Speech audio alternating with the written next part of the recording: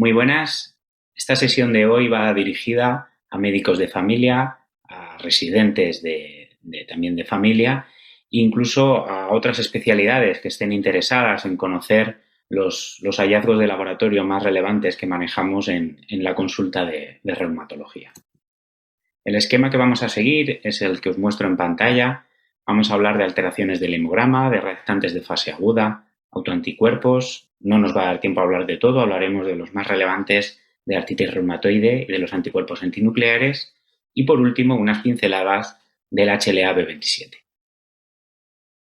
Lo primero de todo, y antes de empezar, es esta declaración.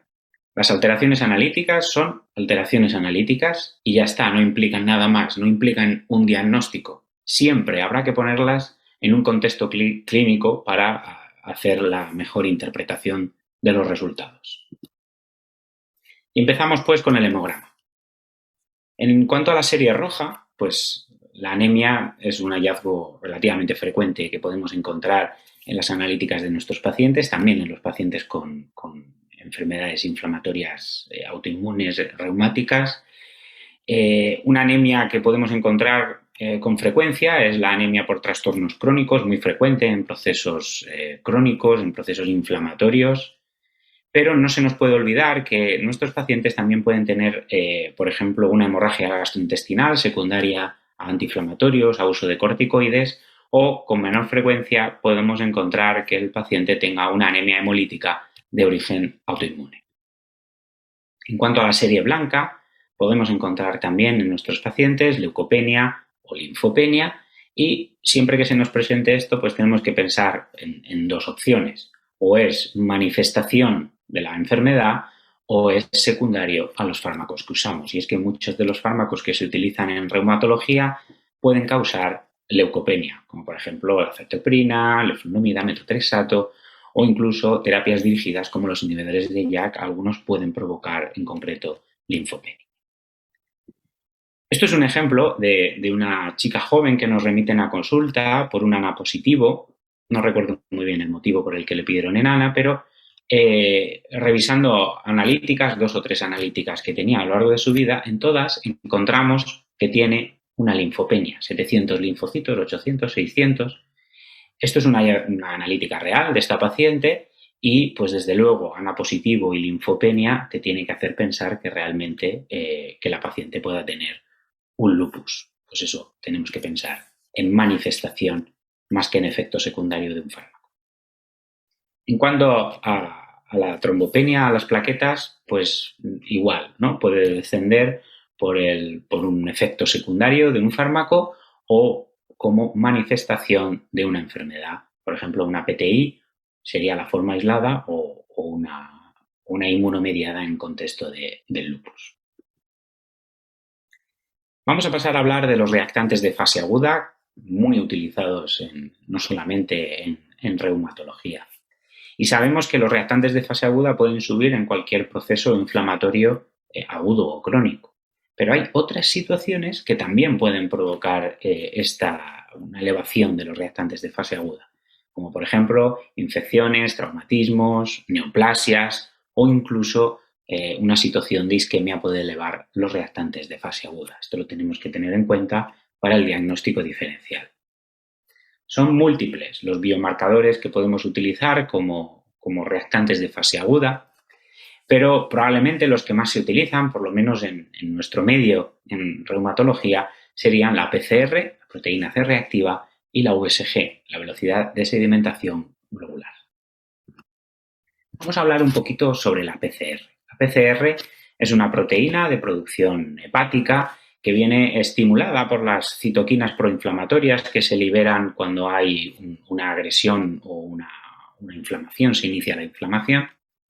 Los valores normales fluctúan entre 0,5 y 1 miligramo decilitro y cuando esté por encima de esto se considera patológico.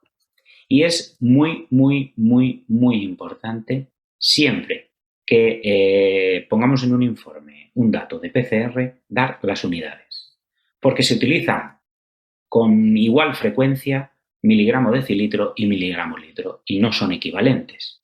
No es lo mismo tener una PCR de 10 miligramo litro que de 10 miligramo decilitro. Si tenemos 10 miligramos de cilitro, estamos 10 veces por encima de la normalidad y lo que nos tenemos que plantear es que nuestro paciente tenga una infección.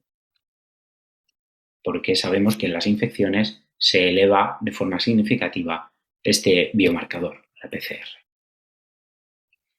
En este gráfico se dibuja muy bien cómo se comporta la PCR después de un estímulo inflamatorio. Vemos que rápidamente, a las 24-72 horas, se alcanza un pico máximo de PCR, de proteína C reactiva, y si cede el estímulo inflamatorio, bajará de forma rápida hasta normalizarse prácticamente a los días del proceso inflamatorio. Y esto es importante conocerlo porque es una técnica que es útil para identificar brotes, se haga un análisis justo en el brote y va a ser un buen biomarcador para valorar la respuesta a un tratamiento, porque desciende de forma muy rápida. Vamos a hablar un poquito sobre la VSG, la velocidad de sedimentación globular. Es una medida indirecta de inflamación. La velocidad es la imagen que estáis viendo en la pantalla. Se pone sangre del paciente en pipetas, estos son varias VSGs, se ponen pipetas que van foradas y vamos a medir en milímetros cuántos milímetros precipitan los glóbulos rojos en una hora. Por consenso se mira a la hora, ¿no? Y lo que vemos es que dependiendo de la sangre del paciente, pues hay algunos pacientes que precipitan más la velocidad, precipitan más milímetros de glóbulos rojos o menos. Esto sería normal y este sería patológico. Este sería una velocidad de 70 milímetros en una hora. Pero, ¿y esto cómo se come? O sea, ¿esto qué relación tiene con la inflamación, que es a lo que a nosotros nos interesa? Pues básicamente cuando uno de los biomarcadores que ha salido anteriormente es el fibrinógeno. Cuando aumentan los reactantes de fase aguda, con el tiempo sube el fibrinógeno. El fibrinógeno tiene una carga positiva. Los glóbulos rojos, en condiciones normales, tienen una carga negativa. Sin embargo, el fibrinógeno tiene avidez por unirse a los glóbulos rojos. Por lo tanto, si aumenta el reactante de fase aguda fibrinógeno que se une a los glóbulos rojos, vamos a tener unos glóbulos rojos con cargas positivas y otros con carga negativa. Y por lo tanto, se van a agregar y va a ser más fácil que precipiten. Por eso se dice que la velocidad es un biomarcador indirecto de inflamación, porque nos está midiendo de forma indirecta cuánto fibrinógeno hay en sangre. Así pues, más velocidad, más precipita, implica más concentración de fibrinógeno. Por supuesto, todas aquellas situaciones que modifiquen tamaño, concentración y forma del glóbulo rojo van a afectar al cómo precipitan, va a afectar al resultado final de la VSG, de la velocidad de sedimentación globular. Y esto es importante porque en la anemia, que es muy frecuente, sabemos que es más fácil que precipiten y, por lo tanto, vamos a tener unos niveles más elevados de VSG. También todas aquellas situaciones que modifiquen la concentración de proteínas plasmáticas pueden afectar a la forma en que precipiten los glóbulos rojos. Por lo tanto, es una prueba que es sensible a múltiples situaciones y no siempre una velocidad elevada va a implicar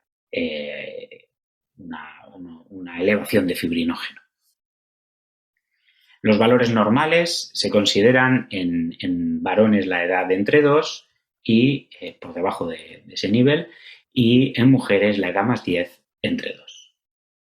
Y vemos en la misma gráfica que hemos visto anteriormente cómo rápidamente sube la PCR a las 24-72 horas alcanza el pico, baja rápidamente si cede el estímulo inflamatorio, sin embargo la velocidad va subiendo de forma paralela al fibrinógeno mucho más lento. ¿Vale? Es un reactante de fase aguda que es más lento en alcanzar su nivel máximo y también es más lento en descender y normalizarse. Vamos a pasar al tercer apartado, que serían los autoanticuerpos de la artritis reumatoide, Factor reumatoide es un anticuerpo contra la fracción constante de la IgG. Es positivo en el 70-80% de los pacientes con artritis reumatoide y a mayor título, mayores niveles, va a tener mayor especificidad.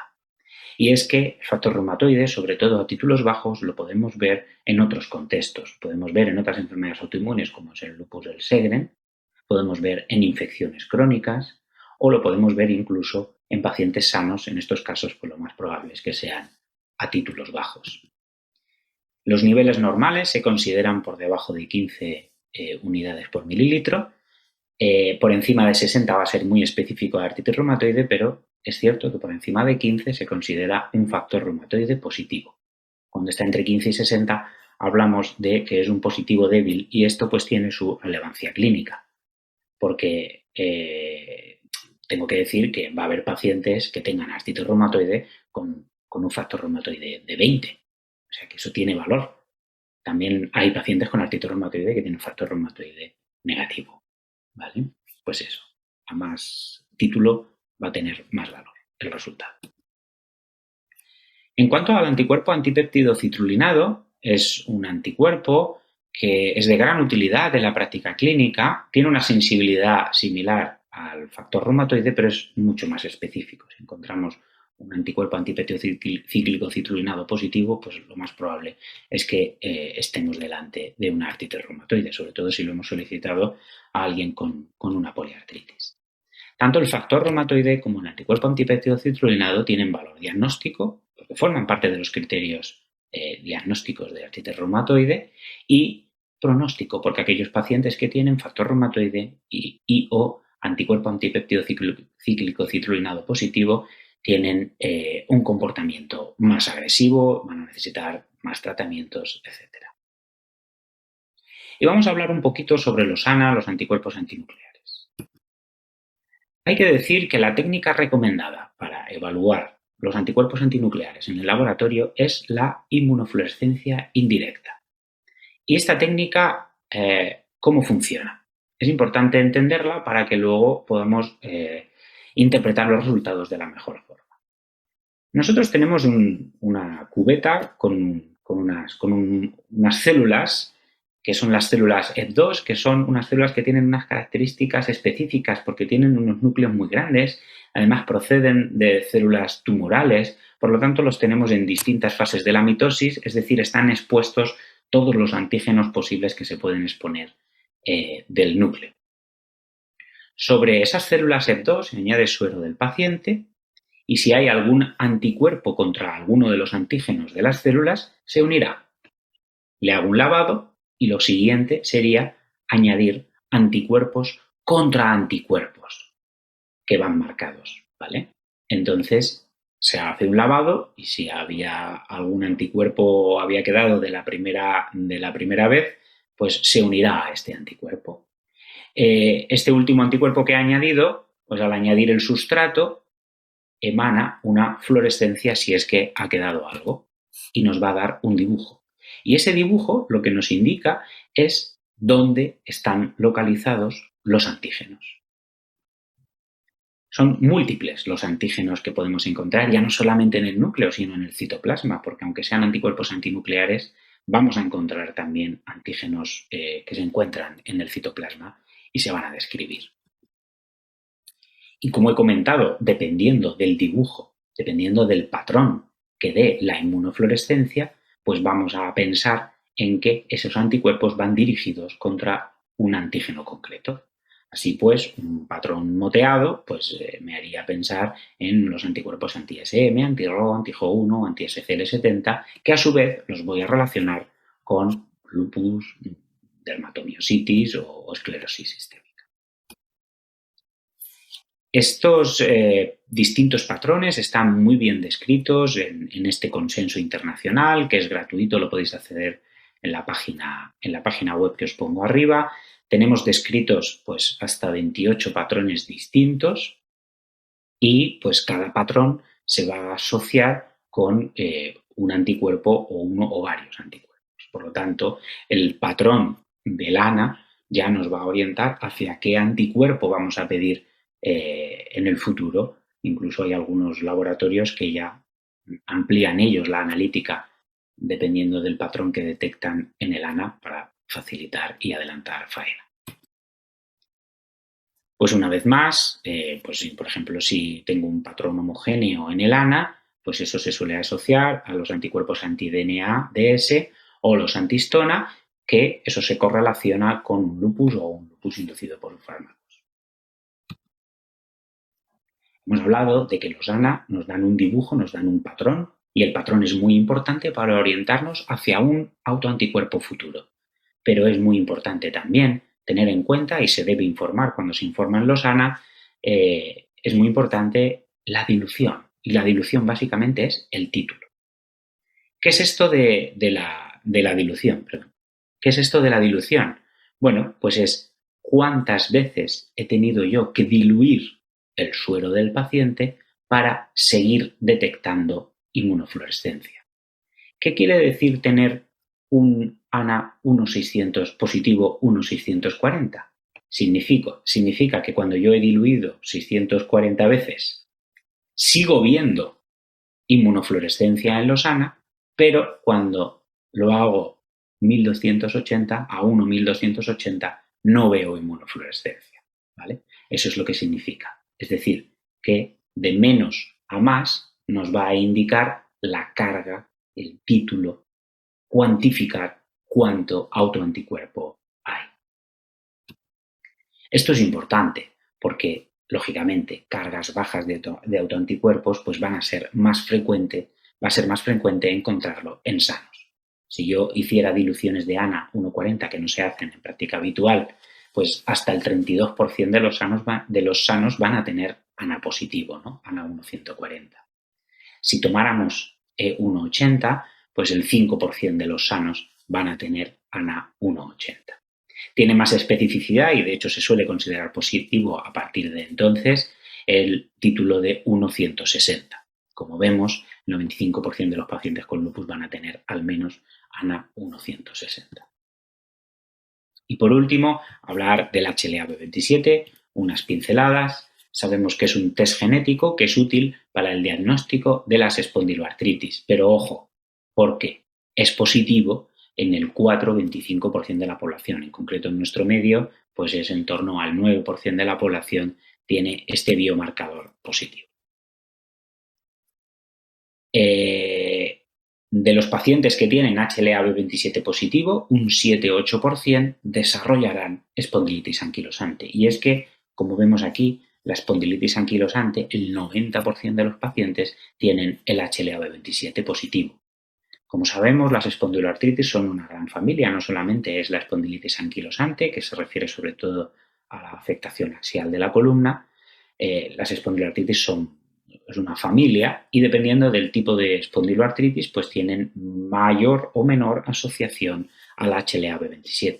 Así pues, por ejemplo, en las indiferenciadas, pues un 50% tienen HLA-B27 positivo, en la asociada enfermedad inflamatoria intestinal un 35-75%, dependiendo de las series. Un 30-70% de las artritis reactivas pueden tener el HLA-B27 positivo y entre un 25-50% de las artritis psoriásicas tienen el HLA-B27 positivo. El HLA-B27 es crucial y es una herramienta muy útil a la hora de realizar el diagnóstico de espondiloartritis. En sus criterios de clasificación, como podemos ver, en un paciente que tenga dolor lumbar de más de 3 meses de evolución que inicia antes de los 45 años, tenemos dos formas de diagnosticarle de espondiloartritis axial: por alteraciones de la sacro ilíaca en imagen o por el HLA-B27 positivo, junto con por lo menos dos características clínicas de espondiloartritis, que son este listado que tenemos aquí. Es decir, que el HLA-B27 tiene mucho peso a la hora de realizar el diagnóstico, sobre todo en aquellos pacientes que no tenemos la posibilidad de tener imagen o que tienen imagen pero es normal. Por último, vamos a concluir diciendo que pues, las citopenias en reumatología, cuando las detectamos, tenemos que pensar que puedan ser secundarias a la enfermedad o secundarias a los fármacos. En cuanto a los reactantes de fase aguda, diferenciar conocer las características de estos dos reactantes, de la PCR y la VSG. La PCR es un biomarcador muy bueno para detectar brotes porque sube muy rápido, baja muy rápido, por lo tanto nos sirve también para evaluar respuestas a tratamiento. La velocidad es más lenta y es menos específica porque eso, pues, por la propia técnica, es una medida indirecta, puede verse influenciada por muchas situaciones como anemia, sobrepeso. En cuanto a los autoanticuerpos de la artritis reumatoide, tenemos el factor reumatoide y el anti-CCP, siendo el anti-CCP mucho más específico y el factor reumatoide a títulos más altos pues también va a ser más específico de artritis reumatoide. En cuanto a los anticuerpos antinucleares, destacar que la recomendación es hacerlos por determinar los anticuerpos antinucleares por inmunofluorescencia, que nos va a dar un dibujo como el que tenemos aquí, un patrón y un título. Así es como habría que informar todos los anticuerpos antinucleares y según eso pues ya nos orientaría a pedir un anticuerpo, un autoanticuerpo u otro. Y por último, el HLA-B27 es un test genético que es positivo en alrededor de nuestro medio en el 9% de la población y es importante porque el 90% de los pacientes con espondilitis anquilosante van a tener este marcador positivo. Muchas gracias.